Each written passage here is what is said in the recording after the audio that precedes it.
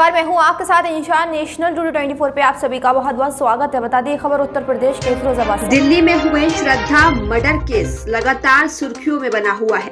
अलग अलग तरह के लोग अलग अलग बयानबाजी कर रहे हैं। कुछ लोग इसको धर्म से जोड़कर धार्मिक अमली जामा पूरे मामले को पहचानने की कोशिश कर रहे हैं, तो वहीं कुछ लोग श्रद्धा के कातिल को कड़ी सजा मिलने की मांग कर रहे हैं। लोगों का कहना है कि ऐसा भविष्य में दोबारा न हो, इसके लिए श्रद्धा के कातिल को कठोर से कठोर दंड मिलना चाहिए, जिससे समाज को संदेश जाए कि ऐसे अपराधी को सरकार नहीं छोड़ने वाली।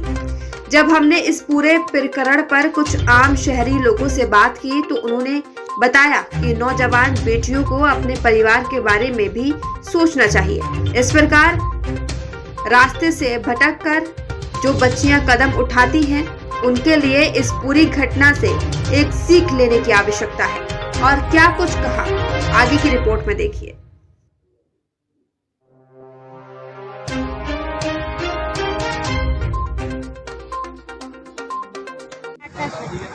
जो दिल्ली में श्रद्धा का मर्डर हुआ है, अफलाक पूनावाला ने किया है, क्या कहना चाहते हैं आप? ये बहुत गलत हुआ है लड़की के साथ। सरकार को इसके खिलाफ बहुत सख्त कदम उठाने चाहिए। जिसने भी ये किया उसने बहुत गलत किया है और इस सरकार को इस चीज़ की कार्रवाई करके उसे बहुत अच्छी से सजा देनी चाहिए। जिस तरीके से उन्होंने उसकी हत्या की थी और उसके टुकड़े किए थे, उसी तरीके से उनको इसी तरीके से दंड दिया जाए और ताकि आगे ऐसा भविष्य में लोग ना करें। समाज से क्या कहना चाहते हैं?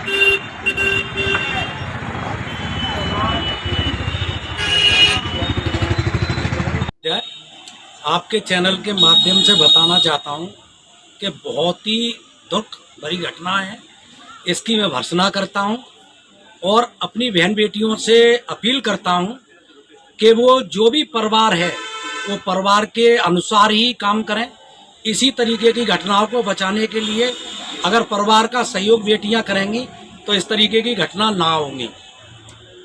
अखलाक पूनावाला के लिए क्या कहना चाहते हैं? अखलाक पूनावाला का मैं कहना चाहता हूं कि उसको कठोर से कठोर सरकार से मांग करता हूं कि कठोर से कठोर जिस तरीके से उसने हमारी बहन बेटियों के साथ इस तरीके की दरिंदगी की है, इसी तरीके की इसको भी सजा मिलनी चाहिए। के मर्डर के पीछे धार्मिक कट्टरता है या इसकी वजह लगती है कि धार्मिक रंग दिया जा रहा है? देखिए, सबसे पहले तो मैं ऐसी कोई भी घटना, और ख़ास तौर से चूँकि ये अभी ताज़ा सामने आई और इसका खुद तस्करा है, हम इसकी भरपूर मजम्मत करते हैं। ये तो एक कोई भी शरीफ इंसान इस तरह के किसी काम के बारे में कभी सोच भी नहीं सकता, और जो ऐसे काम कर रहे हैं वो जाहिर है इंसानियत से भी नीचे गिर चुके हैं और जानवरों से भी आगे बढ़ गए। रही बात धार्मिक रंग की, तो ये तो सवाल ही बड़ा अजीब व गरीब है। ये सवाल तो किसी भी जुर्म पर कायम नहीं होना चाहिए, क्योंकि मज़हब दुनिया में जितने आए वो तो जराइम को ख़त्म करने के लिए आए थे। जितने मज़ाहिब आए उनका बुनियादी मकसद ये था कि दुनिया में जो जराइम हैं उनको ख़त्म किया जाए। नाम आफ्ताब का हो, नाम किसी और का हो। बहुत से लोगों ने कहा कि वो मुसलमान हैं, किसी ने कहा कि वो आफ्ताब पारसी हैं, फला। ये बहस ही फजूल है। इस देश के अंदर इस बुनियाद पर कोई तफरीक नहीं होनी चाहिए। जुर्म है। अभी थोड़े दिन पहले मेरठ के शायद एक कॉलेज में वाक़या पेश आया था। एक लड़की ने छत से छलांग लगा दी थी, वो मुसलमान लड़की थी। उस वक्त भी मैंने ये बात कही थी कि भाई इसको किसी धर्म का रंग नहीं देना चाहिए। जुर्म है और हर मज़हब का ये काम था और हर मज़हब के लाने वालों ने ये काम किया कि दुनिया में से जराइम को बिल्कुल ख़त्म किया। मैं आफ्ताब के पस मंज़र में ये बात नहीं कह रहा हूँ, बल्कि मैं इस्लाम का पॉइंट ऑफ व्यू पेश कर रहा हूँ। इस्लाम ने तो कत्ल के बारे में यहाँ तक फरमाया कुरान में कि एक इंसान का कत्ल करना पूरी इंसानियत का कत्ल है। अब इससे ज़्यादा बड़ी और बात क्या हो सकती है? जो उस वक्त की लाइफ थी, प्रॉफिट मोहम्मद साहब जब तशरीफ़ लाए, उस वक्त तो कत्ल और गारतगिरी और औरतों पर जुल्म आम था। लोगों को मैं दावत देता हूँ एकेडमिक बने। आप सोशल मीडिया से और मीडिया से सिर्फ ज्ञान न लें, आप पढ़ें, रिसर्च करें, तो आपको पता चलेगा कि प्रॉफिट मोहम्मद साहब ने और इस्लाम ने किस तरह जराइम को ख़त्म कर दिया था, लोग पीसफुल हो गए थे, औरतों के साथ इंसाफ होने लगा था, औरतों के साथ हमदर्दी का और उनको एक रेस्पेक्ट और इज्जत देने का एक माहौल बन गया था। तो जो लोग भी इसमें धार्मिक पहलू तलाश कर रहे हैं या ढूंढ रहे हैं या रंग दे रहे हैं, वो इस मुल्क की रूह को, इस मुल्क के आइन को तोड़ने की और गोया मुल्क के ख़िलाफ़ और मुल्क में एक नफ़रत का माहौल कायम करने की कोशिश कर रहे हैं। जुर्म जिसका हो उसको सज़ा मिलनी चाहिए और जुर्म को जुर्म की निगाह से देखना चाहिए। क्या सामाजिक जागरूकता और सख्त कानून से अभी दिल्ली के मेहरौली में श्रद्धा मर्डर केस में उसके प्रेमी आफ्ताब अमीन पूनावाला के द्वारा हत्या की गई थी। उसके शव के 35 टुकड़े करके जंगल में फेंके गए। ये चर्चा का विषय बना हुआ है। लोग इसको धार्मिक कट्टरता से ले रहे हैं। क्या इस पर कोई कानून बनना चाहिए? तो इस तरह के मामले हैं, इस तरह की हत्याएं हैं, या श्रद्धा जैसी और अन्य लड़कियां हैं जिनके साथ इस तरह की घटनाएं हुई हैं, क्या कहना चाहेंगे? देखिए, ये जो मामला है ये एक उसने हैवानियत का सबूत दिया है और ये मामला हिंदुस्तान में पहला नहीं है। मैं कुछ लोगों की और ख़ास करके जो मीडिया इस बात को बड़ी सडनली ओपन कर रही है और एक चर्चा का विषय बनाना चाह रही है। समझ सकते हैं, लोग समझदार हैं कि गुजरात चुनाव है, तमाम चुनाव है, उसका एक मुद्दा बनाने का एक अहम रोल है।